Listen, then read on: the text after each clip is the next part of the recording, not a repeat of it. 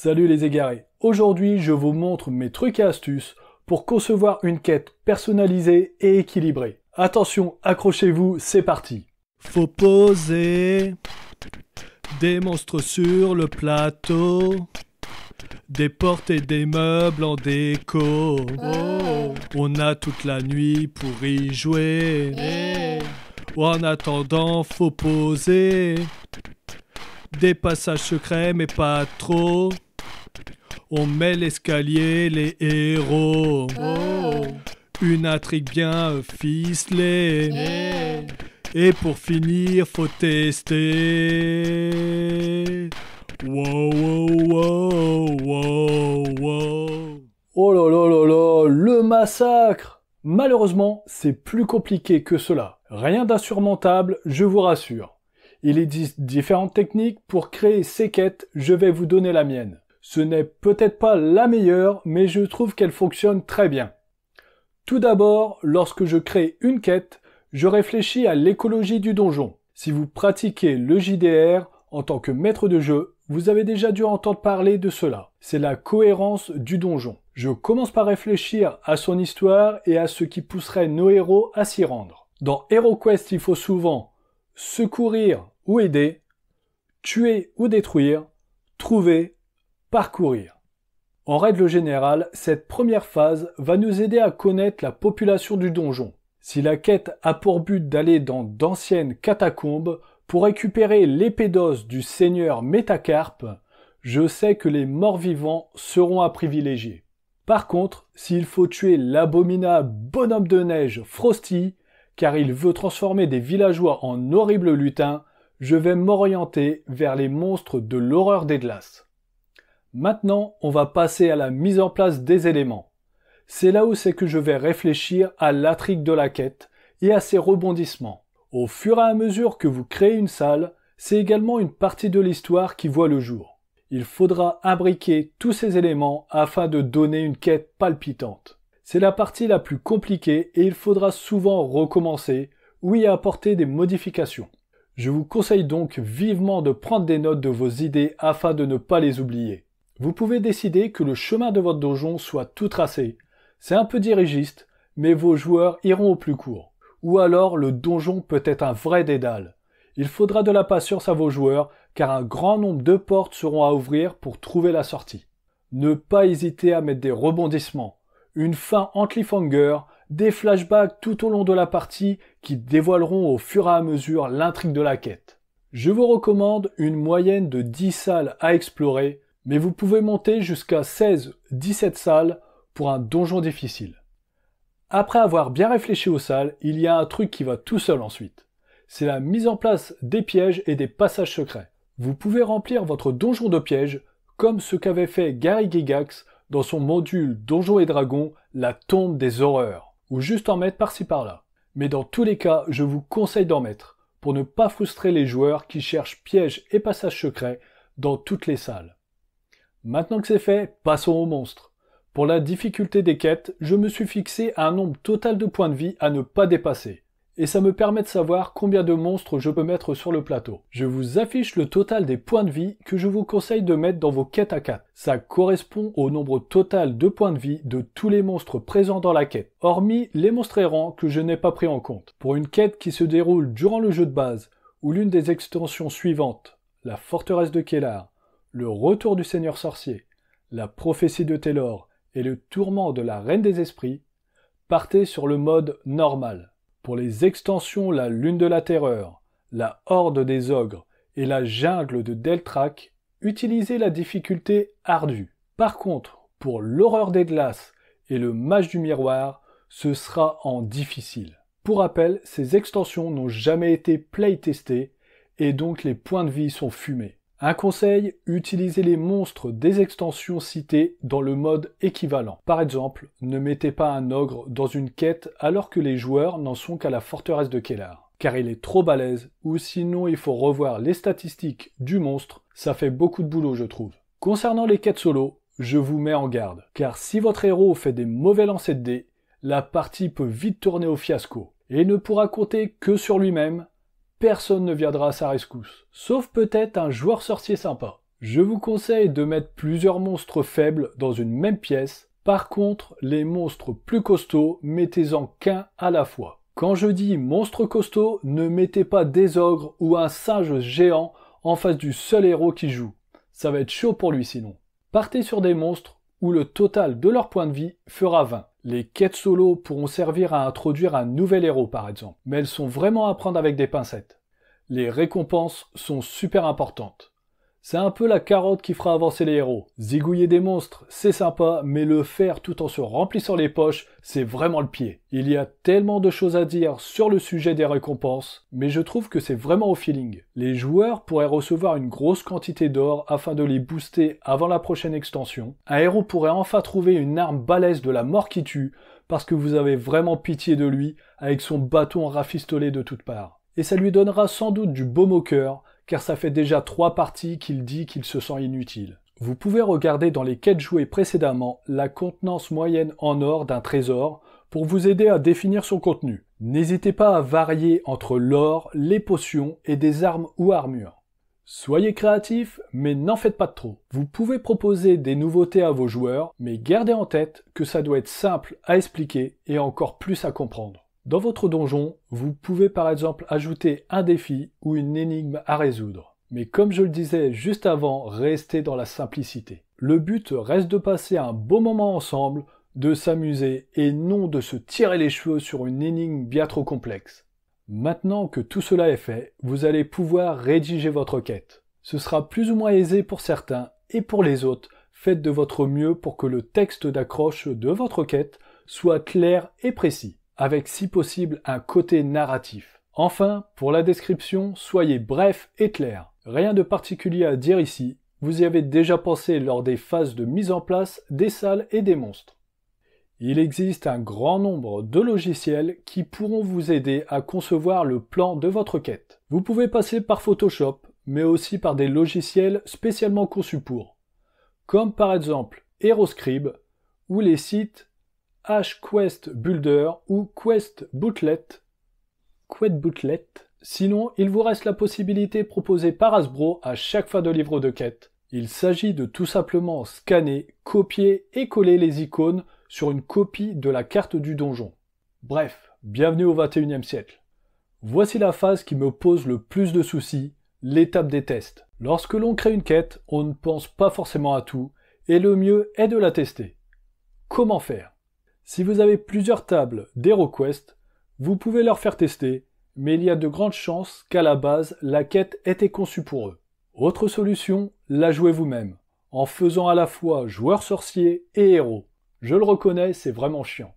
Sinon, à l'heure actuelle, vous trouverez sûrement sur les réseaux sociaux des personnes intéressées pour tester votre nouvelle quête. Je vous conseille d'aller sur la page Facebook HeroQuest Communauté francophone ou sur notre Discord. Il y aura plus d'un volontaire pour vous aider. Quand c'est validé et que vous avez apporté les modifications requises, il ne restera plus qu'à les jouer avec les joueurs pour qui elles étaient destinées et à passer un bon moment. Tout au long de cette vidéo, je vous ai déconseillé certaines choses. Mais je crois que vraiment, l'erreur à ne pas faire, c'est de vouloir en mettre trop sur le plateau. Car dans ce cas-là, ça va devenir ingérable pour vous et pour vos joueurs. Si vous le voulez bien, on va faire un exemple ensemble afin de mettre tout cela en application.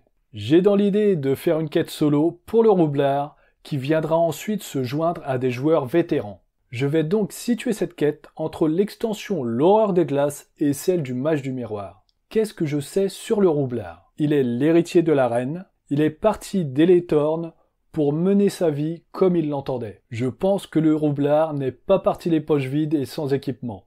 Sa tante a kidnappé sa sœur. Son royaume est au bord de la guerre civile.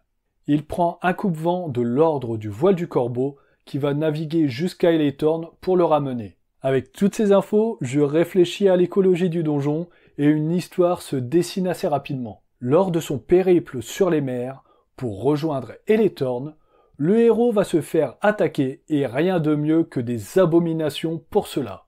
Qui se cache derrière cette attaque ? Sa tante bien évidemment. Mais ça, il ne le sait pas encore. Comme je le disais, le joueur devra après cette quête rejoindre un groupe de héros déjà balèzes.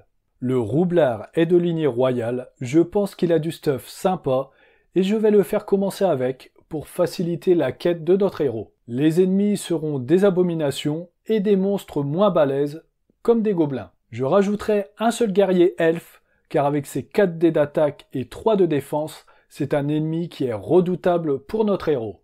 J'imagine que les abominations ont fait couler le coupe-vent en pleine mer et que seul le roublard les intéresse. Peut-être le capitaine du bateau également. Il pourra toujours servir. Je vais donc faire commencer le roublard dans une cellule. Et on en mettra une autre à côté qui aura servi pour le capitaine. Le râtelier d'armes n'est pas loin. Il y trouvera tout son stuff pour bien démarrer la partie. Ce sera donc la récompense. Elle se trouve dès le début, mais ça, ce n'est pas grave.